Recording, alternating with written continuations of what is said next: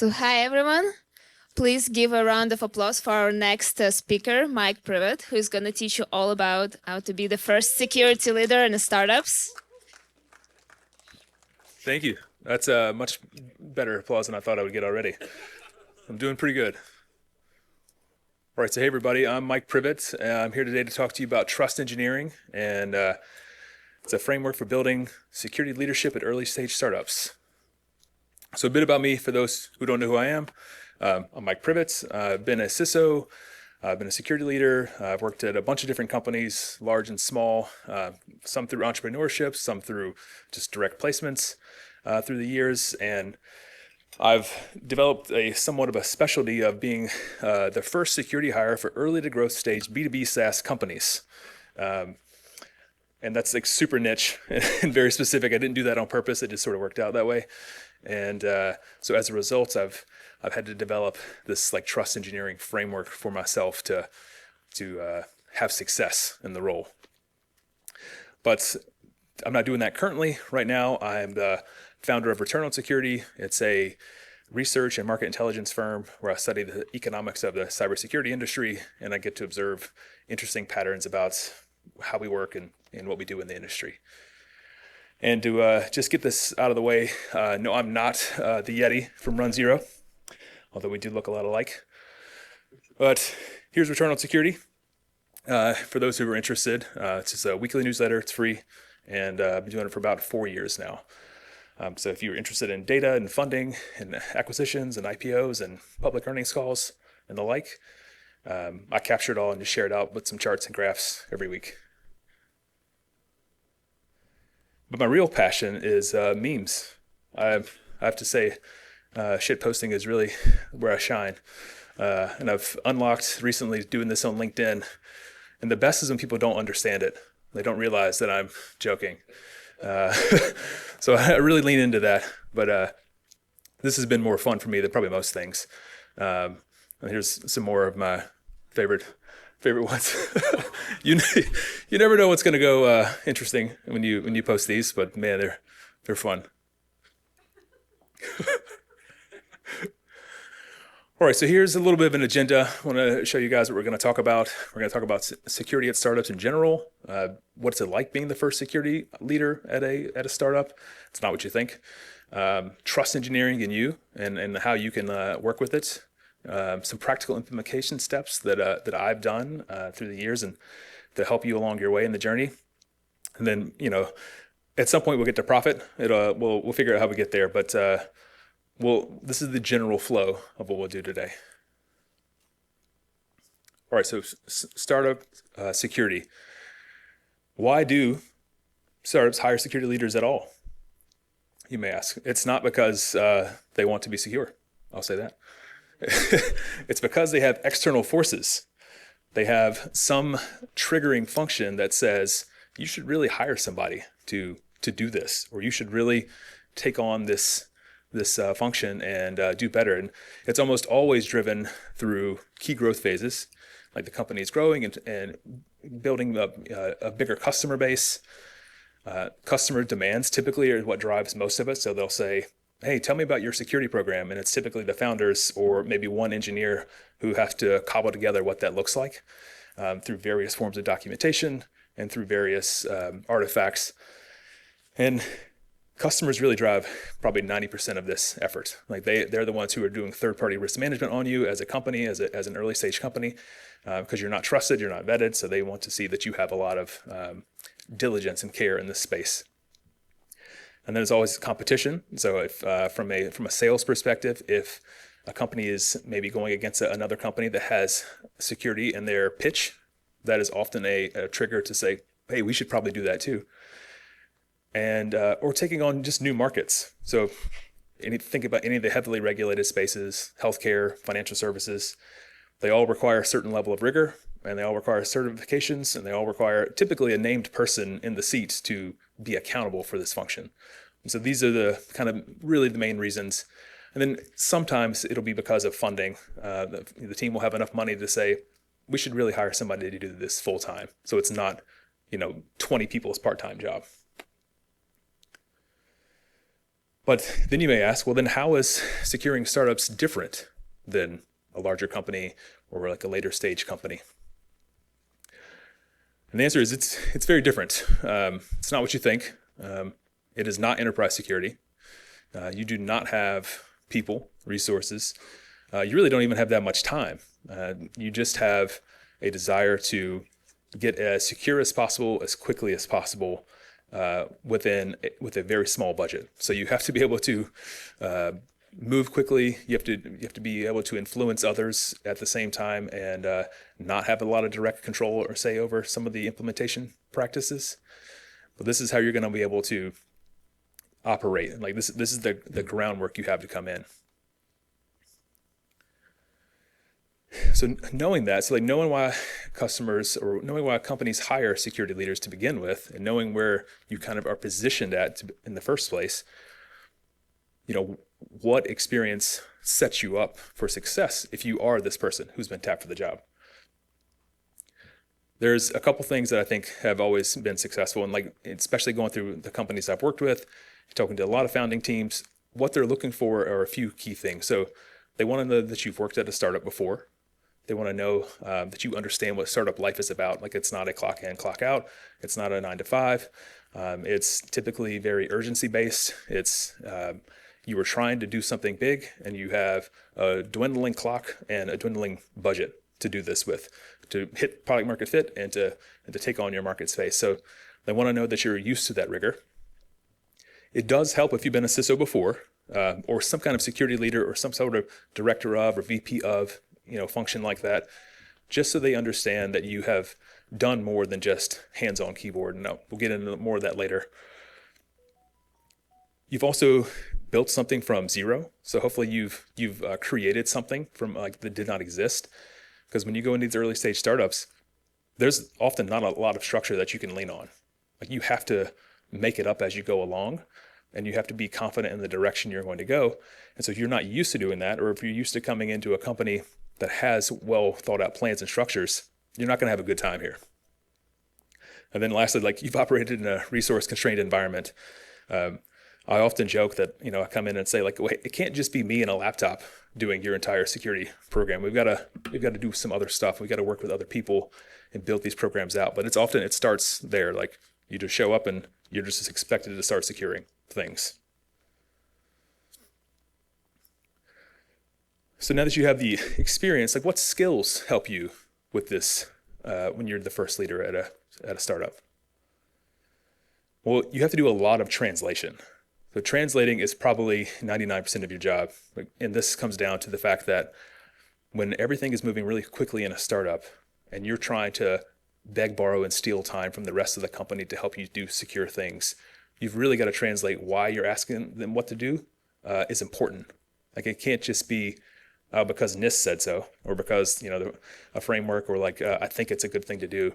You have to actually go quite a few steps lower and tell them this is why these sets of activities or this group is actually important for us to focus on, and this is why we have to prioritize this over another thing or another set of things. You've also got to do a lot of balancing of technical depth. So you have to be able to talk deeply enough with your developers and engineering team to help them understand like what's the technical risk behind it. And then you've also got to then convince your management team, your executive team, why it's worth the business decision to either take away resources from delivering software or other aspects to focus on this and how they all kind of tie together. And then, along the way, you just have to do a ton of communicating and a ton of ambiguity navigation. Like things are just not going to be clear that often, but the more you do this and the longer you're at the company, the more clear they will be if you can follow the kind of the framework I'm going to lay out. So what are the expectations of the first security leader? They are, again, probably not what you think. Here's what you expect as you're coming in. Here's what I expected many times. I'm going to have all this time. I'm going to have all this money and all this support, all this buy-in. Like I can finally do it right, like real security impact.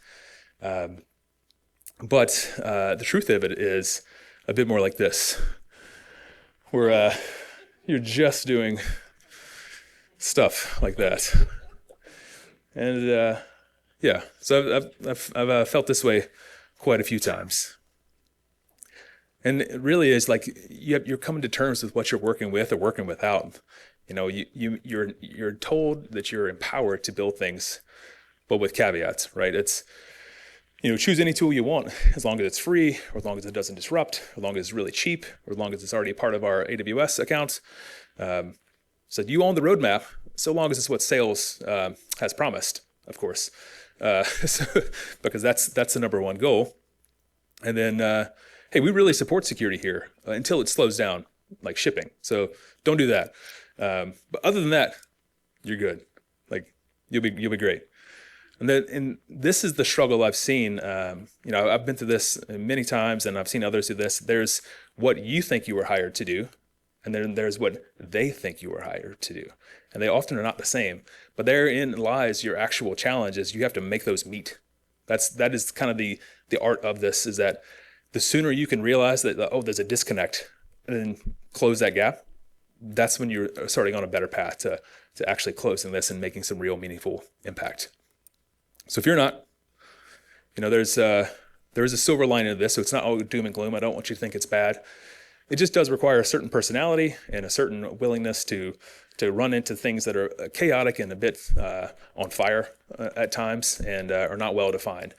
So if you like defining those things, if you like building things up like that and making it up as you go along and iterating, then you can probably have a good time. And so this is where trust engineering comes into place. You know, what is trust engineering? It's not a Gartner term. I'll say that.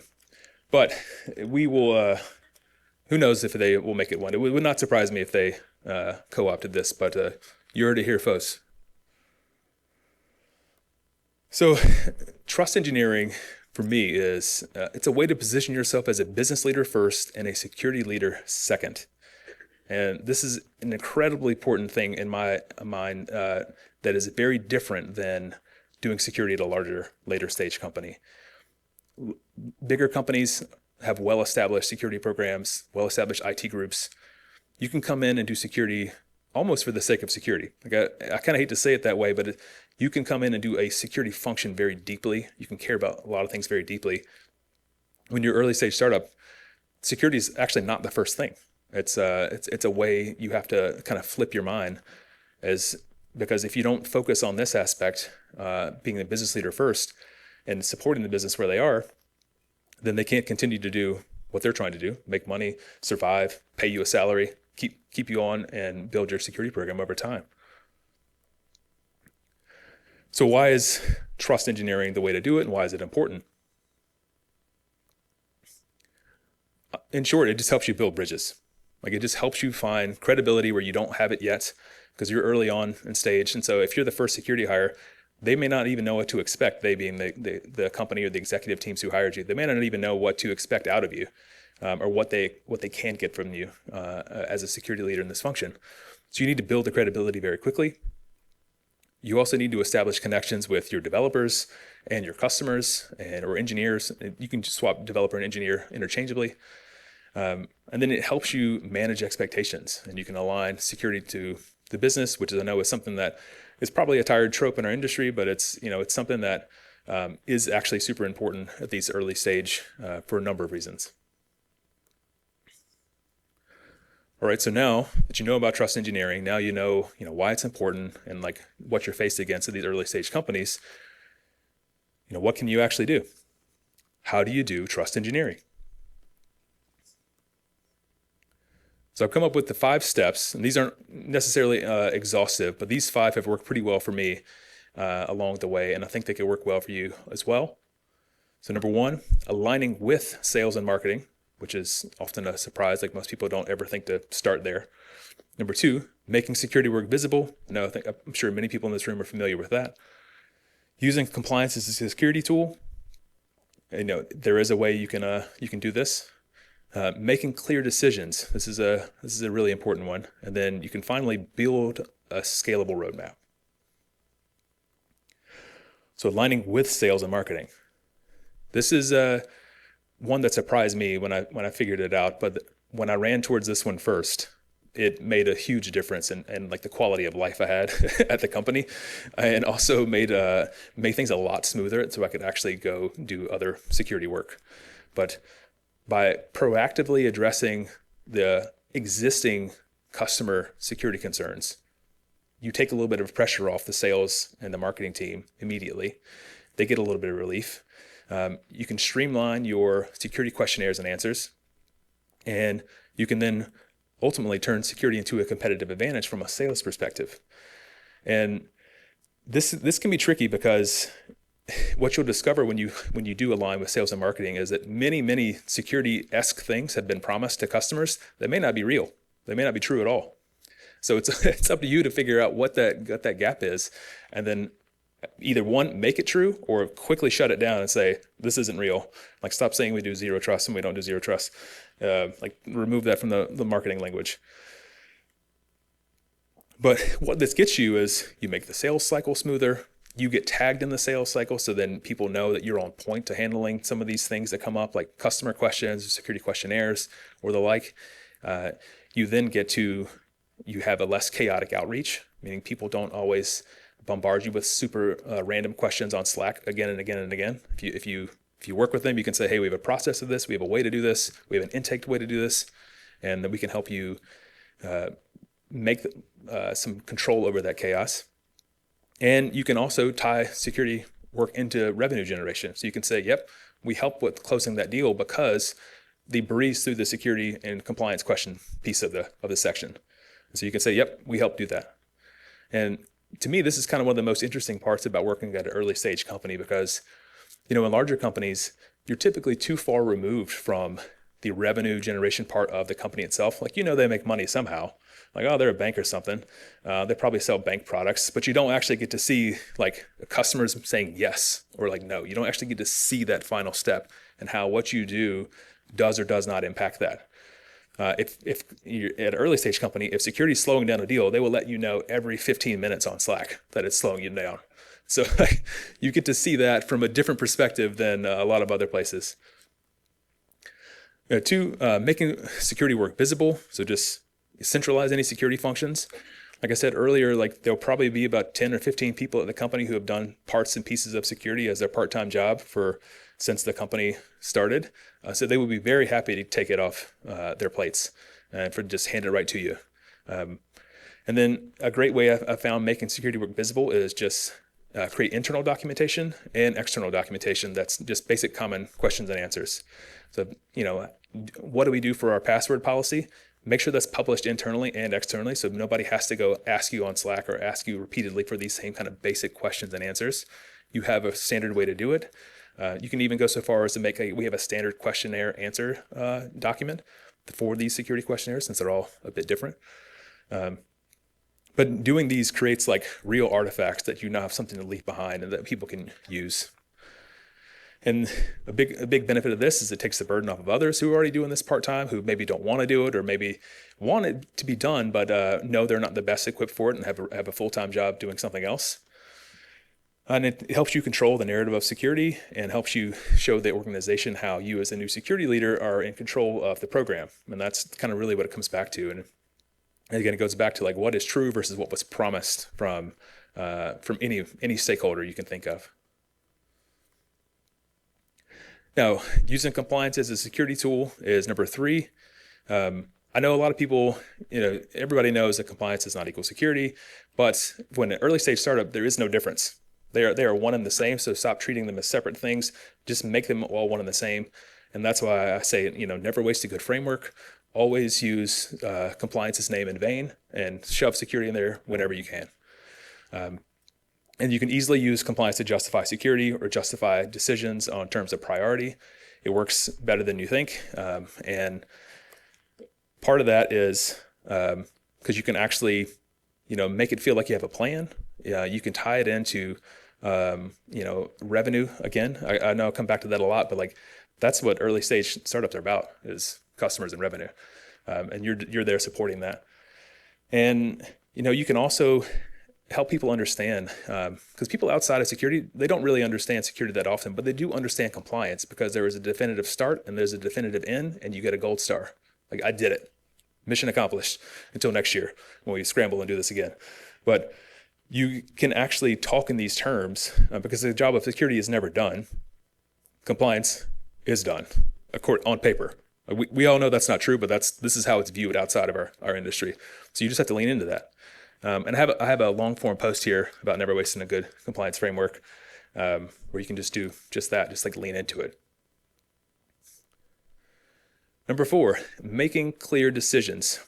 This one, honestly, I can't stress enough how important this is. They don't even have to be the right decisions. In fact, they just have to be a decision. Something as simple as saying, how do we respond to this contractual language? Like, will we respond in 6 hours or 24 hours? And you can just decide, I think 24 is probably more appropriate, and then let the customer push back if they're going to. You can say, hey, this is just our stance.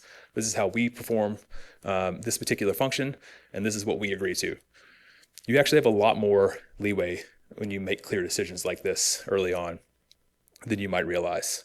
And so even deciding how you respond to a question, how you respond to the drive-by, like beg bounty, like, oh, you have a DNS entry issue on your website. It's level 10 vulnerability. Pay us money, or we'll exploit it.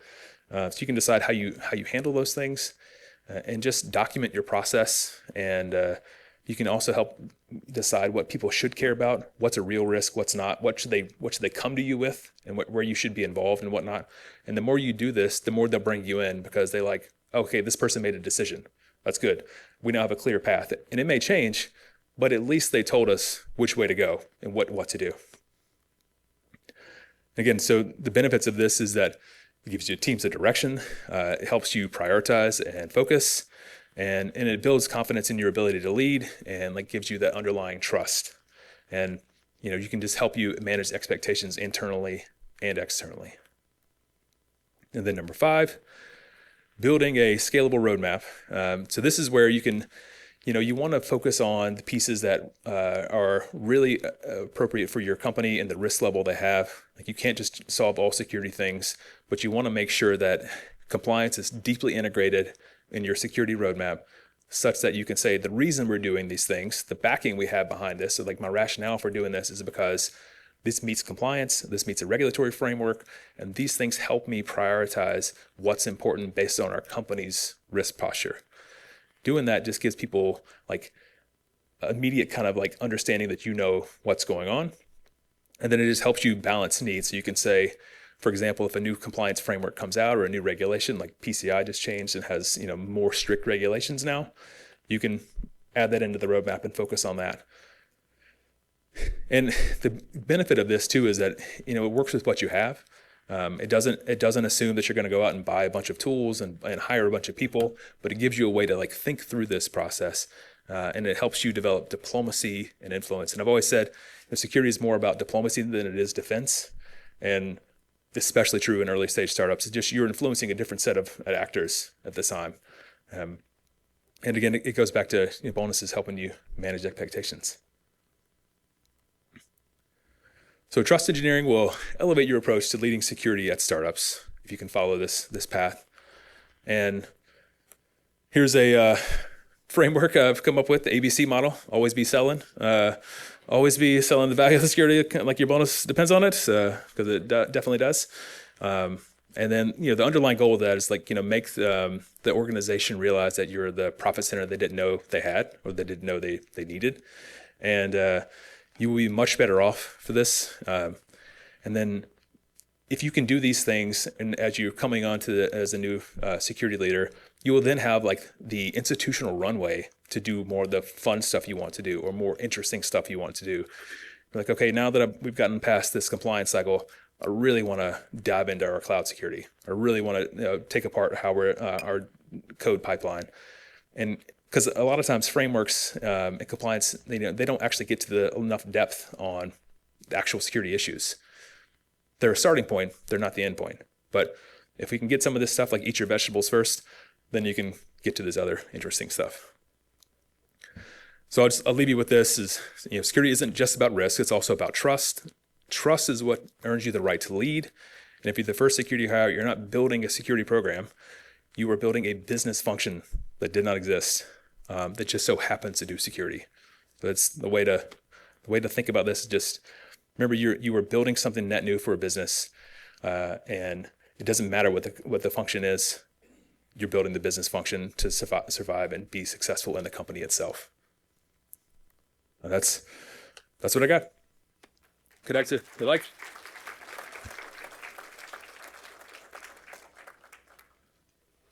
And I've also got Q&A if we want to do that too, but we can do either one. Yeah, I think you have actually 5 minutes. There is a question that someone has already asked. Okay. And if anyone wants to maybe to contribute to more questions, please go to BSidesSF.org/Q&A. There's a Here is a QR code. Yeah. So we have a bit of time. Cool. Good. All right. So the question is, can you tell us about common pitfalls/traps working with early stage startups or mistakes you've made that we can learn from? So working with them, honestly, you have to really suss out the expectations. I think number one is, whoever's doing the hiring, it's most often like the founding team. In this case, so it could be the CEO, it could be the CTO. You need to make really quick to understand, like, what do you think this role does? And have them say it in what they believe the role does, because it would probably be very different than what you believe it is, or maybe what you want it to be at first. And so I think having that come out and be upfront and say, hey, here's how I think I can help with that. But I want you to know that, like, I'm not interested in a position that's where I just do your SOC 2 audit every year. And like, maybe that's fine for some, I just don't prefer to do that. So I try to tease that out in the beginning and say, all right, how do you actually see this role evolving? Or do you just see this as part-time? And you can ask some questions to see how much they truly value the role, or if they're just trying to hit a checkbox. And personally, I just avoid the checkbox one, because that's not a lot of fun. Got a couple more. Okay, how do you know when to expand security team, and how do you sell it? This is a great one. Well, expansion, it's got to be tied to enabling developer productivity, or contributing faster, or providing some way to give you like a competitive edge on a deal. So like, one way I like to do this is to like, let me figure out something that the developer teams, the engineers really want, like a technology, for example, that I could also get benefit from as a security person. And then I champions like, okay, I want that. And then the other team gets to use it as well. I'd like to put that in the security budget and pay for it, and they get to be the consumers of it. And so they get like a secondary kind of voice, the champion, why they should bring on this new technology. And then that helps like get more people and more votes saying yes in that aspect. Let's see, what else we got? I am turned off by the politics of director and VP stuff. Should I still consider the first security IC? Yeah, this is a great one. So, politics and they're not the same at startups. The thing about working at large companies in corporate America is that you become really good at corporate politics, but then also just remaining in corporate America. Like, it's not really a transferable skill down to the lower, smaller companies in a lot of ways. So you have far less politics in the same way, where you're really just managing around people's personalities, or typically lack thereof. In larger companies, you have a lot less of that. And for the simple fact that it doesn't take 20 people by committee to make a single decision about a policy. You can say, I think this looks good. What do you think? And they're like, yeah, that sounds pretty good. I'd add this. I'm like, cool. It's now published. And then it's amazing. You can like walk away, and then, somebody can have feedback and you can iterate on it, but it's a different level. The politics really comes down to like, when you're especially at a smaller company, is in translating that back up to their board of directors. Because it really depends on what type of company it is, how comfortable the board is on the tech or the security front. So you may get really wild variations of like what their capabilities are on that front. And then that becomes like a different exercise of helping the board make sure you're focused on the right things, as opposed to like helping like the C-suite involved. But yeah, I'd say try it out. I think you'll be surprised if you're still in here. Oh man, that's a lot of questions. This is awesome. For maybe one, we have 1 minute left. Okay. So if there is one, you can answer quickly. And Yeah. then...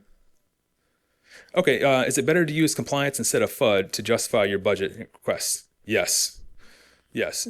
You may feel icky about it, but do it anyway. It's way better than FUD because you're not lying. You just say like, hey, we have to meet compliance regulations. You can just say, and while I'm doing this, part of the compliance regulation is that I have to be really up to date on my threat detection. Well, then I get to create whatever that means, whatever threat detection is. I'll get to like bucket that in. I'm like, all right, because of this, I probably need to buy like a CSPM. I probably need to do these things. I need some developer work over here, and then that can give me the right visibility into these things. You can build back your way into compliance without FUD.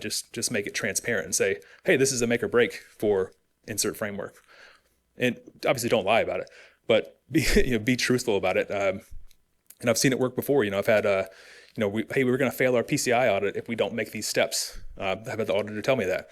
And so I say, hey, we have to do this or we lose our PCI, which is, a huge part of our business. And MasterCard and Visa stop working with us.